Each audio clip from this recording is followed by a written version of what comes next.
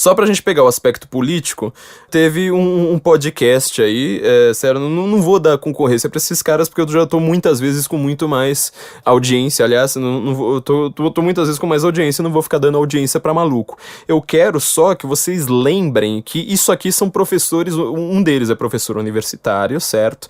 Dá uma aula de storytelling, quer dizer, não tem nada a ver, tá vendo, o cara fala assim, eu dava da carteira, mas eu tenho mestrado, eu tô fazendo meu doutorado, e não sei o que, ele dá aula de storytelling, quer dizer, menos, não é que eu negue storytelling, eu acho uma coisa bastante interessante, eu tenho livros de storytelling, eu acho isso uma coisa bastante útil pra muita gente, talvez ele faça um trabalho competente nessa área do storytelling, mas ele quer dar carteirada, fala, mas eu estudo na academia, a minha professora era historiadora, tinha um outro cara que eu nem lembro mais que raio que ele e tinha um último convidado que falava assim, mas é um historiador, né, ele estuda história, defendendo comunista, óbvio, né, comunista como todo professor de história. Na hora que você vai ver o que ele é, ele dá aula pra... Ele fala assim, eu sou pedagogo, eu estudo pedagogia. Você fala, nossa, mas esse cara deve ser um Pestalozzi redivivo, né? Deve ser o próprio Feuerstein que pegava crianças com síndrome de Down e colocava pra servir no exército de Israel.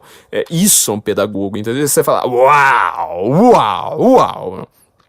Falando em síndrome de Down, leiam lá o livro Max, que tá lá com resenha no Senso em Comum, que a gente aproveitou justamente os dois temas da semana passada, né, nazismo e crianças com síndrome de Down, porque a Islândia resolveu ser um país sem crianças com síndrome de Down, ou seja, ela aborta todas, né, lá, o livro Max é de um bebê nazista, justamente para você abolir os bebês com síndrome de Down. Isso é uma ideia dos nazistas. Quem apoia essa ideia hoje, será que é a direita? Enfim. Bom, voltando. Você vai lá e fala assim, o cara é pedagogo, não sei mais o que, né? Deve ser, tipo, super foda, não sei mais o que. O cara, ele dá aula para crianças de 8 anos. Isso aí isso é o acadêmico.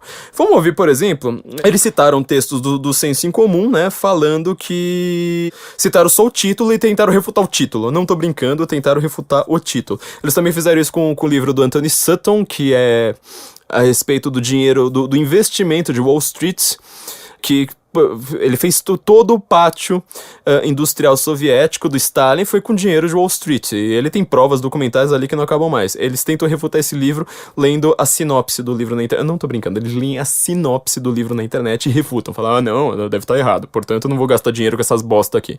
Isso é um acadêmico falando, você vê o desprezo do cara por conhecimento, entendeu? Isso é um acadêmico, isso é discussão, na academia ninguém discute, entendeu? Isso, é isso aí. É isso aí, se você quiser saber, você não tá na academia, você quer saber como é isso aí. É um bando de gente que fala, não, esse livro eu não vou ler, esse livro eu não vou ler. Veja se eu faço isso com qualquer livro de esquerda, eu já dei muito dinheiro pra comunista desgraçado exatamente porque eu não posso deixar de ler esses caras. Eles falaram, então... nesse podcast, a respeito assim, falando assim, mas esse pessoal aí da direita que tá falando que o nazismo, eles adoram falar assim, todo mundo que fala que o nazismo não é de direita, diz que o nazismo é de esquerda. Tem alguns aí no meio do caminho que fazem isso. E eu já falei que eu discordo dessa tese, não queria dar conclusão, eu sempre gosto de pegar trouxa achando que minha conclusão é tal, e falando bobagem, mas eu vou dar minha conclusão pra quem não viu, não acho que seja de esquerda, mas ele não é de direita de jeito nenhum. Ele vai falar assim, esse pessoal, eles usam um argumento assim, bobão, né? Argumento assim pra gente dar risada de que o Hitler é parecido com o Stalin. Ouçam isso. Ouçam só o que são acadêmicos falando num podcast bem ouvido aí. A exploração de mão de obra escrava teve na indústria soviética também. Qual? Eu tô repetindo um argumento deles, vocês que me digam. Tá. Aí é foda. 100 milhões de pessoas morreram no regime comunista, Zamiliano. Você não lê os dados? De 1991 a 2015, 230 milhões de crianças morreram, segundo os dados da ONU, de inanição no mundo. A gente deve acabar com o capitalismo amanhã ou não? Porque foram 100 milhões em 90 anos. Não, mas teve trabalho forçado na União Soviética e teve gulag, e teve galera sendo presa e trabalhando forçadamente também. Teve perseguição, teve tudo isso.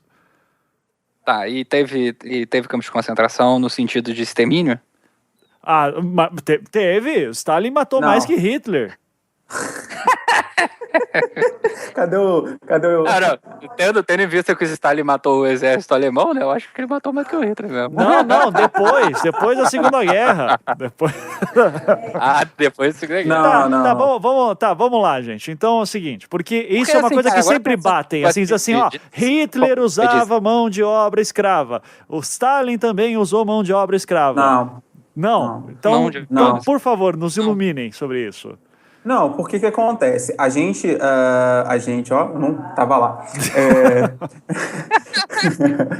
O processo que acontece, a gente tem os planos, né, do desenvolvimento da economia planificada soviética, e aí tem um processo de industrialização bem grande.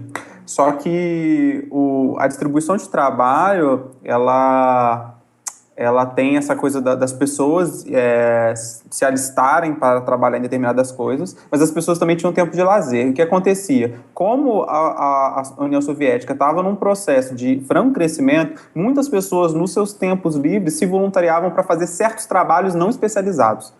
Então, alguns trabalhos que não exigiam uma especialização para fazer aquele tipo de trabalho, as pessoas iam fazer, sabe? Simplesmente por causa da crença na ideologia, na revolução, etc. Essas pessoas, elas se candidatavam, mas não era algo obrigatório, era o tipo assim, cara, pra gente crescer, a gente tem que fazer isso aqui, precisa de mais gente, então eu vou me voluntariar pra fazer, tá ligado? Não é algo assim, ó, você Diego, vai fazer, vai ficar preso. Mas, Diego, eu assim, é que nem quando o meu patrão chega e fala assim, ô Ivan, seguinte, ó, termina às 6 horas, você acaba, mas seria muito foda se você ficasse aqui até meia-noite para fechar esses arquivos, porque precisa rodar a imprensa amanhã, tá ligado? Você não precisa, mas eu ia curtir muito que você ficasse. E daí eu penso, caralho, eu vou perder meu emprego se eu não fazer isso. Então, a diferença é exatamente essa. Você está numa relação capitalista, onde você vai perder o seu emprego. Lá não, você já tinha o seu emprego e você se voluntariava para uma outra tarefa que não tinha necessariamente nada a ver com o teu trabalho. Eu ia levar uma bala na cabeça se eu não trabalhasse, Diego. Fala a verdade, assim. Tinha um soldado atrás de mim. Você tava lá, Diego. Você tava lá. Você ia ser considerado só um babaca. Sabe qual é? Você ia ser considerado o cuzão pau no cu da sociedade. Mas ia ser o rolê do seguinte: ô, seu filho da puta, eu tô trabalhando igual um desgraçado aqui, você não vai fazer porra nenhuma, você vai botar o pé pro alto? Vou te dar um exemplo. Te dar um exemplo interessante. Você tá falando disso, né? Pessoas que não querem trabalhar. E por favor, me citem fontes dessas coisas, porque senão o pessoal vai dizer, você ouviu?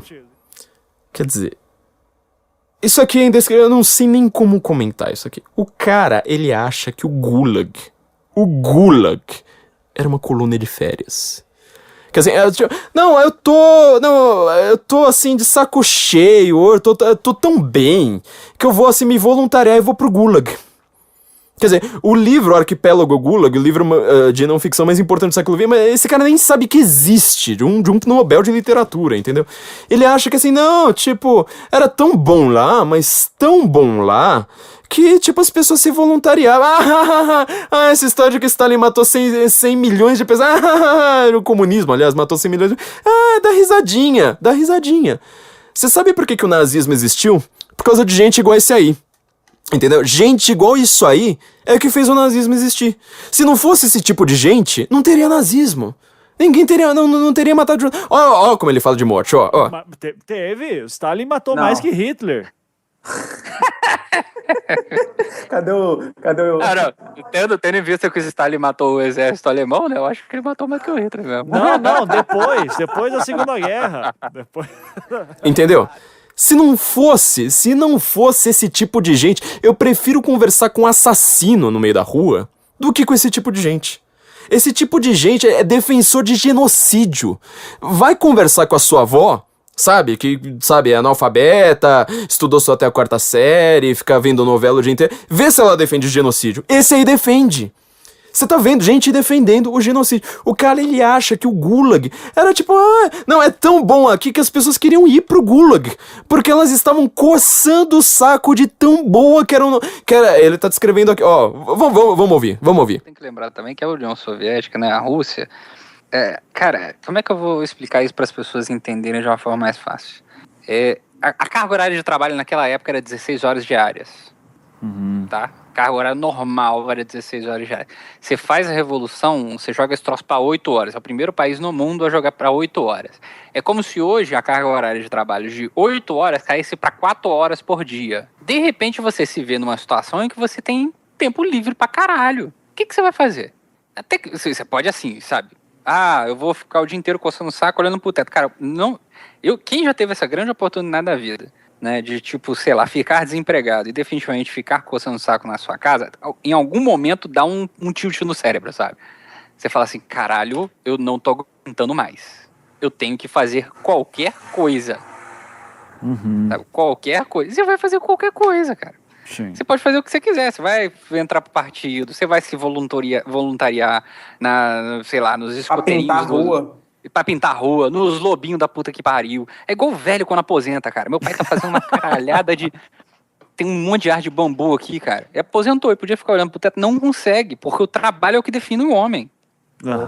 Olha aí, comunista Trabalho da que define... porra. Quer dizer, é tão bom que você fica assim até meio entediado. Fala, mas essa União Soviética, esse Stalin, olha, é tão bom, é tão gostoso aqui.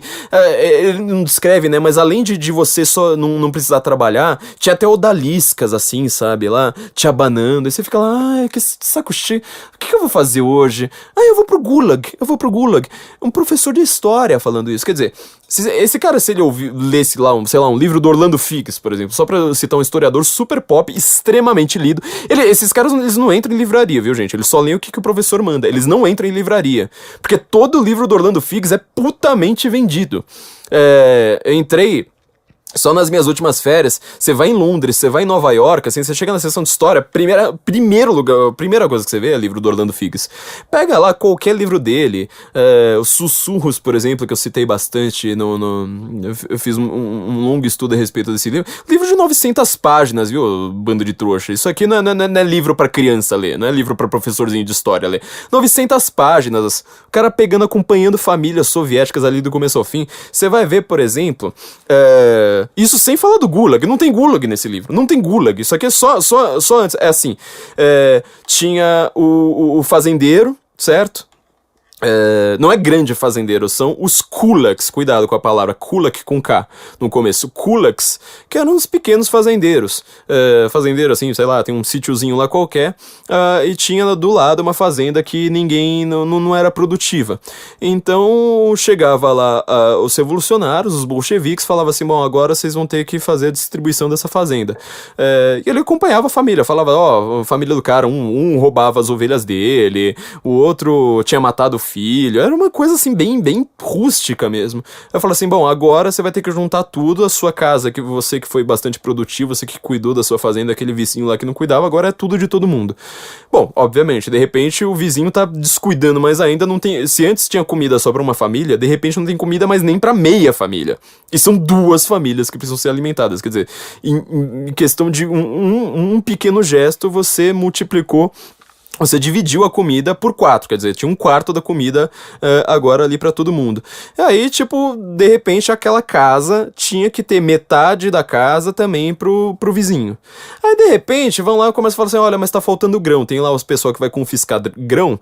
Tá faltando grão, então vamos pegar os seus grãos pra mandar pra cidade, óbvio, né? O trabalho assim vai ficando cada vez mais escravo. A gente manda os grãos pra cidade, olha, você tem obrigação agora de produzir não sei quantos grãos.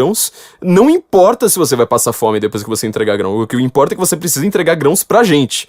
E aí fala assim, bom, agora a família do outro cara, do cara vagabundo, o cara começou a ter um monte de filho. Ele começava a levar prostituta pra casa, não sei mais o que. Falou assim, bom, agora o quarto que era da família também vai ter que ser dividido. Quer dizer, agora a família não tem mais nem quarto. Você já viu algum filme a respeito disso? A respeito da vida na União Soviética? Um documentário que seja, um documentário de Netflix que vai ser visto por no máximo 1 milhão de pessoas? Já viu? Não, né? Não.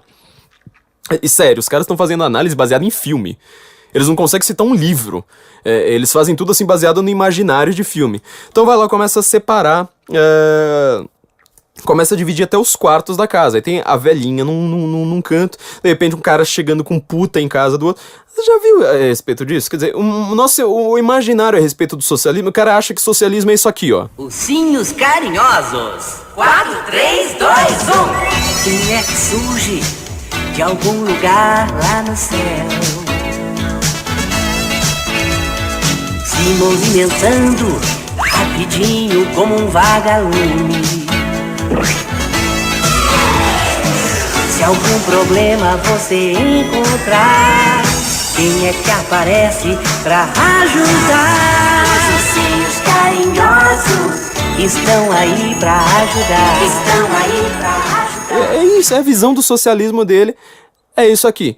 E bom, enfim, isso só pra acompanhar uma família e só assim o Gulag. Quer dizer, na hora que você vai ver o Alexander Solzhenitsyn falando do Gulag, eu vou só comentar como é que ele começa o livro, a primeira página do livro, porque assim, é uma das páginas que é uma espécie assim de resumo, sei lá, sensorial a respeito desse livro, mas é pra você ver como é que é a história do Gulag, que ele vai lá, tá dando risada. Esse cara tá dando risada de genocídio, entendeu? Esse cara, ele dá risada de genocídio. Sei lá, não consigo conceber quem consegue dar risada de tanta morte assim. Olha o que ele tem a falar a respeito do trabalho escravo, ó. E teve gulag, e teve galera sendo presa e trabalhando forçadamente também. Teve perseguição, teve tudo isso. Tá, e teve campos de concentração no sentido de extermínio? Ah, teve. Stalin matou mais que Hitler. Cadê o... Não, tendo em vista que o Stalin matou Você entendeu? o alemão, né? Agora vamos ouvir, ó. O Solzhenitsyn, no arquipélago Gulag, ele tá descrevendo o Gulag de Kolyma. Aliás, o Orlando Figes, ele também tem a parte final do livro dele, fala bastante a respeito de Kolyma. Esqueci que ele também fala de Gulag. Mas ele tá lá descrevendo um Gulag que assim, é no norte da Sibéria. Quer dizer, é um lugar assim extremamente ermo. Essa primeira página não vai dizer isso, você vai descobrir isso mais pro meio do livro, ou você descobre mais até através do Orlando Figes, mas enfim, é o cenário que o Solzhenitsyn está descrevendo na primeira página do arquipélago Gulag, que era pra você ter uma ideia, era tão ermo que era uma prisão que não tinha cerca ao redor. Porque, assim, fala, quer fugir? Bia Vontes, não dava pra você fugir. No inverno, a temperatura ali ficava, às vezes, abaixo de 40 graus. Eu não sei se você consegue conceber o frio que é isso. E sem aquecimento muito bom dentro do Gulag, viu, gente? Do Gulag, aliás. E no verão, tinha tanto mosquito que você não podia abrir a boca. Você vê que lugar agradável que era esse. Só que descobriram que lá tinha grandes reservas de níquel. Então, pra Segunda Guerra, pra tudo aquilo que o Stalin tava fazendo, que ele acha, ele tá dando risada, esse verme, tá dando risadinha ali, falando, não, era gente, enfim, né? O Stalin precisava disso pra fazer armas, pra fazer, sobretudo, munição pra guerra. Então, o que ele faz? Ele pega todos os engenheiros, o pessoal da ciência, sabe? Que era dissidente, ou seja, tipo, esse cara falou mal do Stalin, põe na prisão. Esse cara aqui, já uma vez, ele já deu uma risadinha lendo mar, põe na prisão. Só que só gente inteligente, esse lugar só tinha gente inteligente. Então eram cientistas, estavam nesse lugar, e eles começam a investigar o subterrâneo. De repente, no subterrâneo, só engenheiro, gente das ciências mesmo, eles descobrem um rio congelado. Estão lá, dando uma explorada no rio congelado, e eles percebem que numa parte ali do gelo tinha animais, provavelmente ali com mais de, provavelmente uns 10 mil anos. Tinha uns animais assim, peixinhos, salamandras, não dava pra entender direito o que era. Era a principal revista de ciência da União Soviética que relata isso. Eles não tiveram dúvida, gente. Eles quebraram o vidro, viram os animais ali, aqueles animais pré-históricos, quebraram o vidro e comeram os animais with relish, né, como tá na minha edição em inglês. Quer dizer, com prazer, falando, nossa, finalmente encontrei comida. Isso é o Gulag. O Gulag, que foi a base da economia soviética, porque sem o Gulag não teria níquel para você fazer arma, para você mandar os russos lutarem contra os nazistas. E a artimanha do Stalin, pra você ter uma ideia, quando os nazistas deixaram minas ali na Ucrânia, na Polônia, foi pegar todo mundo que tinha má disciplina ou que tinha algum problema ideológico com a revolução e falar assim, você vai marchar na frente, sabe por quê? Porque ele pisa na mina e explode, quer dizer, antes de encontrar um único nazista, provavelmente quase 10 milhões de russos morreram só pela estratégia do Stalin. Sem entrar na guerra, entendeu? Mas você acha que esse cara leu uma coisa dessa? Você acha que esse cara, ele vai estudar, vai ensinar comunismo pras crianças? Comunismo, ele fala, comunismo, defendendo Stalin num podcast, porque, eu tenho tempo livre, não sei mais o quê, pra depois falar que não tem doutrinação, entendeu? Isso aqui, vocês estão ouvindo, não sou eu, isso aqui é a gente num podcast. Isso, baseado em filminho de Hollywood. Falando, o problema é só o nazismo, não, o socialismo é lindo, o socialismo, nossa, tem mais criança morrendo aí de desnutrição, então precisamos acabar com o capitalismo. Aí você pergunta, tá, mas que país que tem desnutrição, que tem liberdade econômica alta lá no índice da Heritage? Não tem nenhum. Quem morre é justamente quem não tá em país capitalista. No Zimbábue, que fez reforma agrária, expulsou os brancos. Na Venezuela, tem gente lá fugindo pro Brasil, buscando comida. Não tem nenhum. Então você vê a confusão conceitual. Você vê como essas pessoas são distorcidas. Conversar com um nazista é melhor do que conversar com esse tipo de verme. Pra quem reclamar que falta livro, vai tomar no cu. É isso, então, que é um conhecimento acadêmico. Isso aí é consenso.